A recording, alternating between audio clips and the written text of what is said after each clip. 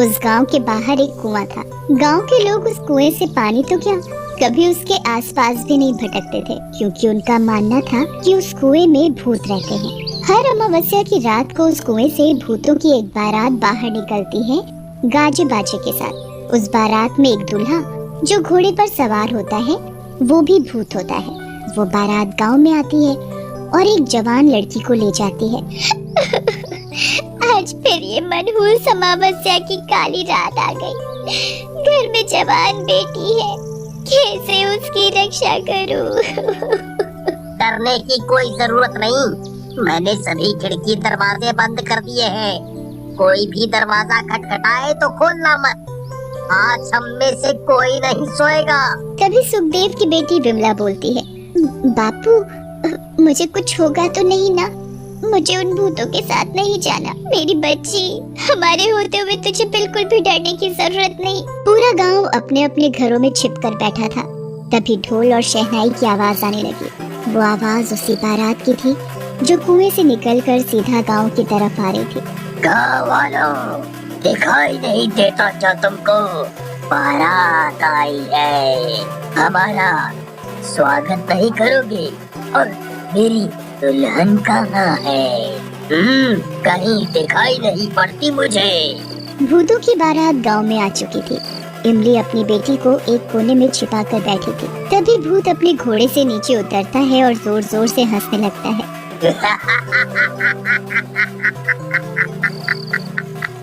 आज मेरी शादी है।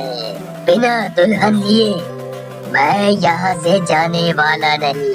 तुम लोग मेरी दुल्हन को मेरे साथ विदा करते हो या मैं खुद उसे अपने साथ ले जाऊं? गांव में सन्नाटा था, किसी की कोई आवाज नहीं। तभी भूत किशनलाल के घर में दरवाजा तोड़कर घुस जाता है। तुम्हारा दामाद आया है। स्वागत नहीं करोगे अपने दामाद का? मेरी बेटी को छोड़ दो। उसकी अभी शादी की उम्र नहीं है। वो तो अभी 5 छोटी है, बच्ची है। मुझसे झूठ बोलता है तू। कल ही तू अपनी बेटी के लिए दूसरे गांव लड़का देख कर आया है। मुझे सब पता है, सब पता है। मेरी बेटी को हाथ लगाने की कोशिश भी मत करना। मैं उसकी माँ हूँ। तुम्हारे जैसे भूत के साथ अपनी बेटी की शादी कभी नहीं होने दूंगी। फिर क्या था, भूत को बहुत गुस्सा आता है। वो किशनलाल और सुमन की अपने दोनों हाथों से गर्दन तोड़ देता है और वो दोनों तभी दम तोड़ देते हैं। पुष्पा अंदर कमरे में छिपकर बैठी थी। माँ, पिताजी, तुमने मेरे माँ पिताजी को मार दिया। छोड़ मुझे अपनी माँ के पास जाने दे। पर भूत उसकी एक नहीं सुनता और उसे अपने घोड़े पर बैठाकर वापस कुएं में ले जाता है। सुबह होते ही इमली और उसके परिवार की सांस में सांस आती है। कल रात हमारी बेटी तो बच गई, पर जो सुमन के परिवार के साथ हुआ वो बहुत बुरा हुआ। पर कब तक हम अपनी बेटी की रक्षा करेंगे? एक ना एक दिन तो वो भूत हमारी बेटी को भी उठाकर ले जाएगा। उस रात के बाद पूरे गांव में मातम छाया हुआ था। गांव वाले मिलकर किशनलाल और सुमन का अंतिम संस्कार कर देते हैं, पर सबकी जुबान पर बस भूतिया बारात की ही बात थी।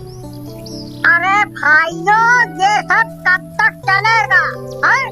वो भूत इस गांव में घुस जाते हैं और हमारी ही आंखों के सामने हमारी बेटी को उठाकर ले जाते हैं। किशनलाल की बेटी पुष्पा हमारी भी तो बेटी थी, है? बिल्कुल सही कहा। इस गांव की हर बेटी हमारी बेटी जैसी है। उनकी रक्षा करना हम सभी का फर्ज है। वो तो सही है, पर हम कब तक अपनी बेटियों को कुंवारा रखेंगे? जिसकी भी बेटी जवान और शादी के लायक होती है, उस भूत को पता चल जाता है और वो उसे उठाकर अपने साथ ले जाता है। मेरी बेटी भी है, उसकी उम्र अब शादी लायक हो गई है। मैं कैसे अपने कलेजे को उस भूत के हवाले कर दूं? हम सब मिलकर उस भूत का सामना करेंगे। अगले दिन पूरा गांव धर्मपाल की बेटी आशा की शादी की तैयारियों में लगा था। एक तरफ सजावट और दूसरी तरफ मिठाइयाँ बनाई जा रही। अब फेरों का समय था। दूल्हा दुल्हन मंडप में बैठे थे। तभी अचानक कुएं से भूतों की बारात बाहर आ जाती है। सभी गांव वाले भूतों को देखकर अपने अपने घरों में छिप जाते हैं। अरे गाँव वालों, तुम सबने तो मेरा साथ देने का वादा किया था, अब क्या हुआ तुम्हारे वादे का? तभी धर्मपाल की पत्नी माया और बेटी चंचल भी आ जाते हैं। तुम्हारी इतनी हिम्मत, मेरे बिना तुम अपनी बेटी की शादी करने चले थे? जैसे ही भूत धर्मपाल पर अपनी तलवार से वार करता है, तभी भूत के सामने चंचल आ खड़ी होती है। मेरे बापू को कुछ मत करो, उन्हें मत मारो। अच्छा, छोड़ दूं? पर एक शर्त पर, अगर तुम मेरे साथ शादी करोगी और मेरे साथ मेरी दुल्हन बनकर चलोगी, तो मैं तुम्हारे माँ बापू को छोड़ दूंगा। नहीं बेटी, इस भूत की बातों में मत आना, उससे शादी मत करना। माँ, इस भूत के साथ शादी करने से तुम दोनों की जान बचती है, तो मैं जरूर इससे शादी करूंगी। भूत चंचल को अपने घोड़े पर बैठाता है और उसे बारात के साथ कुएं में ले जाता है। रुक जा मेरी बेटी, मेरी बच्ची, ना जा उस भूत के साथ। किसी की हिम्मत नहीं होती भूत का सामना करने की, क्योंकि भूत अकेला नहीं था, उसके साथ उसकी पूरी बारात थी और सभी खतरनाक भूत थे। ये ठीक नहीं किया हम सब ने। मेरी बेटी अभी बहुत छोटी है और एक दिन उसकी उम्र भी शादी की होगी। क्या तब भी मैं ऐसा करता जो मैंने आज किया? गांव की बेटियों को हम यूं ही उस भूतिया बारात के हवाले करते आ रहे हैं, कहीं कल मेरी बेटी का नंबर ना हो। दूर खड़ी सुखदेव की बेटी विमला सबकी बातें बड़ी ध्यान से सुन रही थी। तभी उसे अपने भैया समीर का ध्यान आता है, जो सालों से शहर में ही रह रहा था। हाँ, भैया ही मुझे उस भूत से जरूर बचाएंगे। अभी जाती हूँ मैं भैया को फोन करने। विमला तेजी से घर की तरफ भागे जा रही थी। घर पहुँचते ही विमला अपने भैया समीर को फोन करती है। फोन समीर ही उठाता है। भैया, मुझे बचा लो, मुझे भूत से शादी नहीं करनी। छोटी, चुप हो जा। और तू ये क्या बोले जा रही है? कौन भूत? किसकी शादी? विमला समीर को उस भूतिया बारात के बारे में सब बता देती है। ये सब क्या है? भला भूत की भी कोई बारात होती है? मैं सच बोल रही हूँ भैया। छोटी, अब तुझे घबराने की कोई जरूरत नहीं। मैं अगली ट्रेन पकड़कर सीधा गांव आ रहा हूँ। मैं भी तो देखूं जरा उस भूत को। समीर तुरंत ट्रेन पकड़कर शाम तक गांव पहुंच जाता है। गांव पहुंचते ही समीर गांव वालों पर बहुत गुस्सा करता है। तुम सब कितने कायर हो?